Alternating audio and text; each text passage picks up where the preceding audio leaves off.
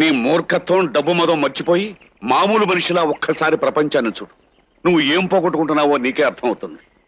నా మాట విను. అల్లుడు చాలా మంచివాడు. పంతాలు పట్టింపులు మర్చిపోయి అతను చెప్పినట్టు విను. ఇప్పటికైనా నీ జీవితాన్ని సరి చేసుకో.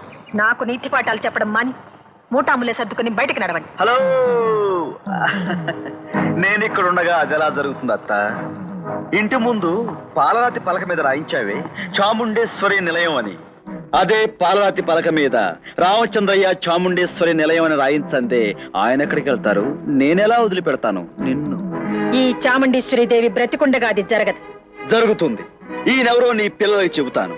అంతేకాదు, ఆయన నువ్వెందుకు బయటకు పొమ్మన్నావో ఏది 15 ఏళ్ల క్రితం అది కూడా నీ బిడ్డలకి చందమామ కథలా విడమర్చి చెబుతాను.